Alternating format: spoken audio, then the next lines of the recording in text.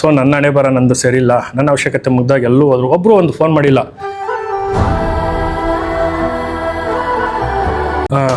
ಸೂರ್ಯಣ್ಣ ಹೆಂಗಿದ್ದಾರೆ ಅಂತ ಯಾರು ಒಬ್ಬರು ಒಂದು ಫೋನ್ ಮಾಡಿ ಏನು ಕೇಳಿಲ್ಲ.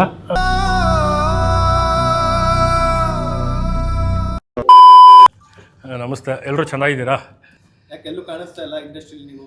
ಇಲ್ಲ, ಒಂದು ದೊಡ್ಡ ಮಟ್ಟಕ್ಕೆ ಈ ಸಲ ಮೂವಿ ಮಾಡ್ತಾಯಿದ್ದೀನಿ. ಈ ಸಲ ಪ್ಲ್ಯಾನ್ ಇಂಡಿಯಾದಲ್ಲಿ ಮಾಡ್ತಾಯಿದ್ದೀನಿ. ತುಂಬ ರಿಸ್ಕ್ ತೊಗೊಂಡು ಆ ಸಬ್ಜೆಕ್ಟ್ನ ನಾನೇ ಹಗಲು ರಾತ್ರಿ ಕೂತ್ಕೊಂಡು ಮಾಡಿದ್ದೀನಿ. ಈಗಾಗಲೇ ಕ್ಲೈಮ್ಯಾಕ್ಸ್ವರೆಗೂ ಬಂದೈತೆ. ಇನ್ನೊಂದು ಚೂರು ನನಗೆ ಯಾಕೋ ಇನ್ನೂ ಏನೋ ಬೇಕು ಅನ್ನಿಸ್ತೈತೆ ಕ್ಲೈಮ್ಯಾಕ್ಸು. ಅತಿ ಶೀಘ್ರದಲ್ಲೇ ಟೈಟ್ಲು, ಪೋಸ್ಟ್ರು, 1 ನಿಮಿಷ ಪ್ರೋಮೋ ಎಲ್ಲ ನಾನು ಅನೌನ್ಸ್ ಮಾಡ್ತೀನಿ. ನಿಮ್ಮೆಲ್ಲರೂ ಪ್ರೀತಿ ಸದಾ ಹೀಗೆ ಇರಲಿ ಅಂತ ಕೇಳ್ಕೊತಾ ಇದ್ದೀನಿ. ಈಗಾಗಲೇ ಒಂದು ಇದಕ್ಕೆ ಬಿಫೋರ್ ಮುಂಚೆ ಒಂದು ಮಾರಿಗುಡ್ಡದ ಗಡ್ಡಧಾರಿ ಅಂತ ಮಾಡಿದ್ದೆ, ಅದು ನಾನೇ ಪ್ರೊಡಕ್ಷನ್ ಮಾಡಿದ್ದೆ. ಸೊ ಅವತ್ತು ಅದು ನನ್ನ ಕೈ ಹಿಡೀಲಿಲ್ಲ ಆ ಪಿಕ್ಚರು.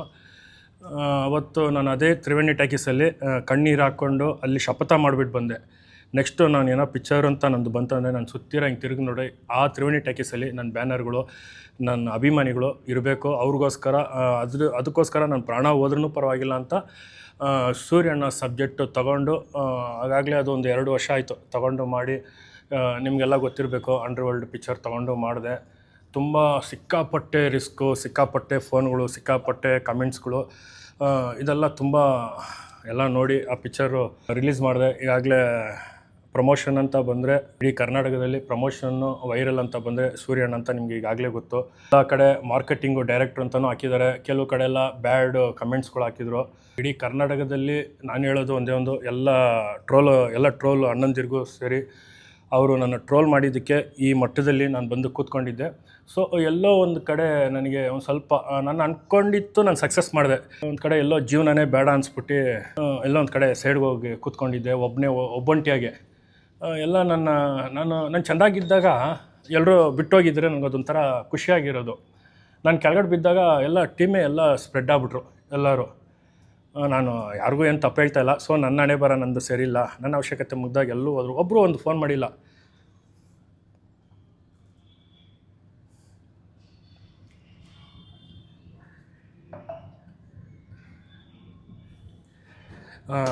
ಸೂರ್ಯಣ್ಣ ಹೆಂಗಿದ್ದಾರೆ ಅಂತ ಯಾರು ಒಬ್ಬರು ಒಂದು ಫೋನ್ ಮಾಡಿ ಏನು ಕೇಳಿಲ್ಲ.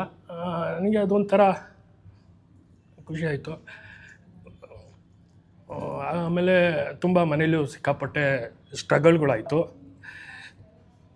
ನನ್ನ ತಮ್ಮ ತುಂಬ ಸೀರಿಯಸ್ ಆಗಿಬಿಟ್ಟಿದ್ದ. ಸೊ ಆ ನಡುವೆ ಟ್ರಾವೆಲಿಂಗ್ ಮಾಡ್ಬೇಕಾದ್ರೆ ದಿಢೀರಂತ ನನ್ನ ಮಗಂದು ಕೈ ಹೊಡೆದೋಯ್ತು. ಏನಿದು ಎಲ್ಲ ನಾನು ಬಿಟ್ಟು ಹೋಗ್ತಾಯಿದ್ದಾರೆ, ಒಬ್ಬ ಮಾತ್ರ ನನ್ನ ಜೊತೆಗೇ ಇದ್ದಾನೆ, ಅವ್ನು ಮಾತ್ರ ನನ್ನ ಬಿಟ್ಟು ಹೋಗ್ತಾಯಿಲ್ಲ. ಯಾರು ಏನಂದರೆ ಕಷ್ಟ, ನೀನು ಪದೇ ನನ್ನನ್ನೇ ನೀನು ಕಾಡ್ತಾ ಇದೆಯಲ್ಲೋ ಎಲ್ಲರೂ ಬಿಟ್ಟು ಹೋದೆ. ಅವ್ನು ಹೇಳ್ದ ಕಷ್ಟದವನು, ಅಣ್ಣ ನಿನ್ನ ಕೈಲಿ ಏನಾದ್ರೂ ನೀನು ತಡ್ಕೊಳೋ ಶಕ್ತಿ ನಿನ್ನಲ್ಲಿ ಐತೆ, ಅದಕ್ಕೆ ನಿನ್ನ ಕಾಡ್ತಾ ಇದ್ದೀನಿ. ನಾನು ಬಿಟ್ಟು ಹೋಗ್ಬೇಕಂದ್ರೆ ನೀನು ಒಂದು ದಿನ ಸಕ್ಸಸ್ಫುಲ್ ಕಾಣ್ತೀಯ, ಅವತ್ತು ನಾನು ನಿನ್ನ ಕಣ್ಣೆದುರುಗಡೆ ಇರೋಲ್ಲ. ನನ್ನ ಕಷ್ಟ ಹೇಳ್ತು. ಸರಿ, ಎಲ್ಲೋ ಒಂದು ಕಡೆ ಕೂತ್ಕೊಂಡಿದ್ದೆ. ಸರಿ, ಇನ್ನೇನು ನಾನು ಏನಕ್ಕೆ ನಾನು ಇಷ್ಟು ಕಷ್ಟಪಟ್ಟಿದ್ದೀನಲ್ಲ, ಯಾರಿಗೂ ಏನು ಕಾಣಿಸಿಲ್ವಾ? ನಾನು ಮೊನ್ನೆ ಬಂದಿದ್ದು ಡೈರೆಕ್ಟ್ರಲ್ಲ ಅಣ್ಣ, 19 ವರ್ಷ ಈ ಜರ್ನಿಯಲ್ಲಿ ಇದ್ದೀನಿ. ಗ್ಯಾಂಗ್ ಆರ್ಟಿಸ್ಟಾಗೆ ಸೂಪರಲ್ಲಿ ಉಪೇಂದ್ರ ಸರ್ ಜೊತೆಗೆ ಗ್ಯಾಂಗ್ ಆರ್ಟಿಸ್ಟಾಗೆ ಬೆಳೆದವನು. ಆಮೇಲೆ ವಿಜಯಣ್ಣ ದೇವ್ರ ಪಿಕ್ಚರಲ್ಲಿ ಸುಮಾರು ಗ್ಯಾಂಗ್ ಆರ್ಟಿಸ್ಟಾಗೆ ಬೆಳೆದು ಒಂದು ಲೀಡಿಂಗ್ ಕ್ಯಾರೆಕ್ಟ್ರು ಡಿ ಬಾಸ್ ಪಿಕ್ಚರಲ್ಲಿ ಒಂದು ಚಕ್ರವರ್ತಿ ಅನ್ನೋ ಒಂದು ಕ್ಯಾರೆಕ್ಟ್ರು ಮೊಟ್ಟ ಮೊದಲ ಮಾರಿಗೆ ಡಿ ಬಾಸ್ ಜೊತೆಗೆ ಒಂದು ಪ್ರಮುಖ ಪಾತ್ರದಲ್ಲಿ ಮಾಡಿದೆ. ಡಿ ಬಾಸ್ ಅಣ್ಣ ಅವತ್ತು ಎಲ್ಲೋ ನನಗೆ ಒಂದು ಸೋಲೋ ಡೈಲಾಗ್ ಇತ್ತು, ಅದು ಮಾಡಿದೆ. ಡಿ ಬಾಸ್ ಅಣ್ಣ ನನಗೆಲ್ಲ ಒಂದು ಕಡೆ ಡಿ ಬಾಸ್ ಅಣ್ಣನ ಮೇಲೆ ಒಂಥರ ಎಲ್ಲಿ ನನ್ನ ತೆಗ್ದಾಕ್ಬಿಡ್ತಾರೆ ಅಂತ ನನಗೆಲ್ಲ ಒಂದು ಕಡೆ ಫೈರ್ ಇತ್ತು. ಡೈಲಾಗ್ ಹೊಡೆದಿದ್ದಷ್ಟಕ್ಕೆ ಹೋಗಿ ಕಾಲಿಗೆ ಬಿದ್ದೆ, ಅಣ್ಣನ ಕಾಲಲ್ಲಿ. ಚಿನ್ನ ನೀನೇನು ಪರವಾಗಿಲ್ಲ, ನೀನು ಬೆಳಿತೀಯ ಅಂದರು. ಸೊ ಆ ಡೈಲಾಗ್ ಏನಂದರೆ ತುಂಬ ರಗಡಾಗಿತ್ತು ಆ ಡೈಲಾಗು. ಯಾರಿಗೂ ಆ ಡೈಲಾಗ್ ಇವತ್ತರೆಗೂ ಇಷ್ಟು ವರ್ಷದಲ್ಲಿ ಡಿ ಬಾಸ್ ಅಣ್ಣ ಪಿಕ್ಚರಲ್ಲಿ ಯಾರಿಗೂ ಆ ಥರ ಡೈಲಾಗ್ ಕೊಟ್ಟಿಲ್ಲ. ನನಗೆ ಕೊಟ್ಟಿದ್ದರು ಚಿಂತನ್ ಸರ್ ಡೈರೆಕ್ಟ್ರು. ಅದು ನನಗೆ ತುಂಬ ಖುಷಿ ಆಯ್ತಾಯಿತ್ತು. ಅದನ್ನು ಅಷ್ಟು ದೊಡ್ಡ ಸೆಲೆಬ್ರಿಟಿ ಡಿ ಬಾಸು ಅದನ್ನು ನಾನೊಂದು ಪುಟ್ಟ ಕಲಾವಿದ ಅದನ್ನು ಸ್ವೀಕರಿಸ್ಕೊಂಡು ಚೆಂದಾಗಿ ಬೆಳೀಲಿ ಅಂತ ನನಗೊಂದು ಅಪ್ರಿಷಿಯೇಟ್ ಮಾಡಿದ್ರು. ಸೊ ನೆಕ್ಸ್ಟು ನಾನು ಸಲಗದಲ್ಲಿ ತುಂಬ ಹೆಸರಾಯಿತು. ಈಗಾಗಲೇ ಎಲ್ಲ ಕಡೆನೂ ನೀವು ನೋಡಿರ್ತೀರ.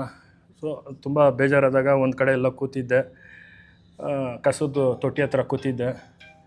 ಎಲ್ಲಿಂದನೋ ಒಬ್ಬ ಬಂದ, ಆ ಕಸದ ತೊಟ್ಟಿ ಹತ್ರ ಬಂದ್ಬಿಟ್ಟು ಈ ಅಟ್ಟೆ ಬಾಕ್ಸ್ಗಳನ್ನೆಲ್ಲ ಹಾಯ್ಕೊಂಡು ಹೋದ. ನೋಡ್ತಾ ಇದ್ದೆ ಕಣ್ಣಲ್ಲಿ ನೀರು ಹಾಕ್ಕೊಂಡು. ಅವ್ನು ತೊಗೊಂಡು ಹೋದ. ಹಂಗೆ ಇನ್ನೊಬ್ಬ ಬಂದ. ಅವ್ನು ಬಂದು ಖಾಲಿ ಬಾಟ್ಲುಗಳನ್ನೆಲ್ಲ ತೊಗೊಂಡು ಹೋಗ್ತಾ ಇದ್ದ. ಸರಿ ಅವನು ತೊಗೊಂಡೋದ. ಆಮೇಲೆ ಇನ್ನೊಬ್ಬ ಬಂದ, ಈ ಬಾಟ್ಲುಗಳನ್ನ ತೊಗೊಂಡೋದ, ಈ ಎಣ್ಣೆ ಬಾಟ್ಲುಗಳು ಕುಡಿದು ಬೀಸಾಗಿರ್ತಾರಲ್ಲ ಅದನ್ನು ಅವ್ನು ತೊಗೊಂಡೋದ. ಆಮೇಲೆ ದೂರದಿಂದ ನೋಡಿದೆ, ಒಂದು ನಾಯಿ ಬಂತು, ತಿಂದಿರೋ ಎಲೆಯಲ್ಲಿ ಎಲ್ಲ ಬಿಸಾಕಿರ್ತಾರಲ್ಲ ಅರ್ಧ ಊಟಗಳದೆಲ್ಲ, ಅದನ್ನು ನಾಯಿ ತಿನ್ಕೊಂಡೋಯ್ತು. ಕೊನೆಯದಾಗೆ ಹಸು ಬಂತು.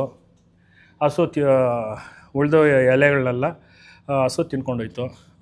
ಒಂದು ಕಸದ ತೊಟ್ಟಿನೇ ಇಷ್ಟು ಜನನ ಬದುಕಿಸ್ತಾಯಿತ್ತಂದರೆ ನಾನು ಯಾಕೆ ತಿರ್ಗಾ ಇನ್ನೊಂದು ಮಾಡಬಾರ್ದು ಅಂತ ಕಸದ ತೊಟ್ಟಿಯಿಂದ ನಾನು ಇನ್ಸ್ಪಿರೇಷನ್ ಆದೆ.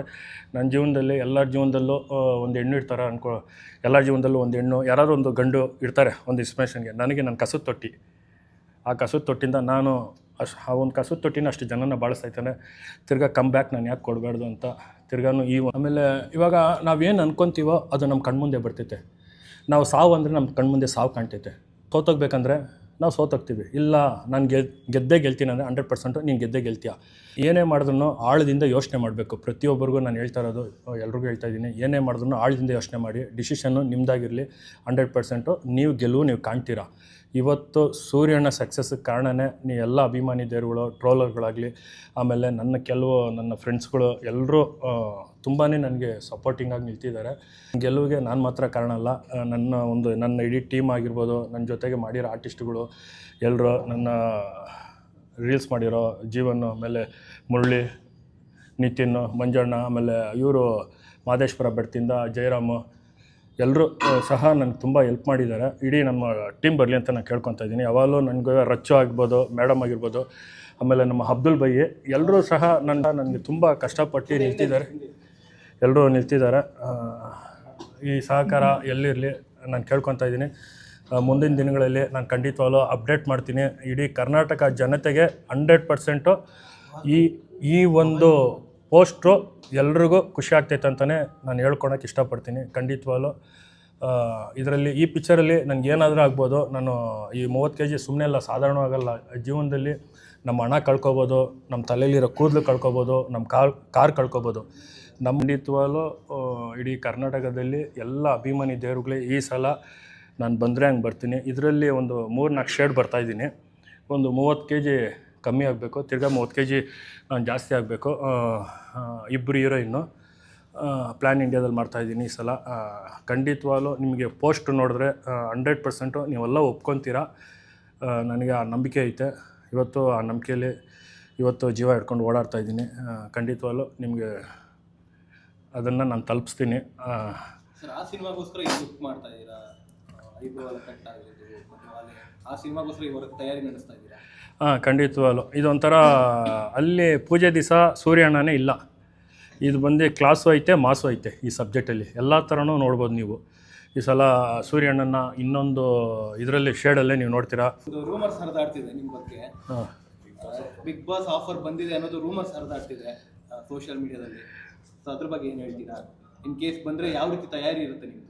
ಇಲ್ಲ, ನನಗೆ ಖಂಡಿತವಾಗಿ ಇವತ್ತವರೆಗೂ ಬಿಗ್ ಬಾಸಿಂದ ಯಾವುದು ಫೋನು ಬಂದಿಲ್ಲ, ಏನೂ ಬಂದಿಲ್ಲ. ಏನೋ ನೋಡ್ತಾ ಇದ್ದೀನಿ ನಾನು, ಈಗಾಗಲೇ ಎಲ್ಲರೂ ಮಾಡ್ತಾಯಿದ್ದಾರೆ.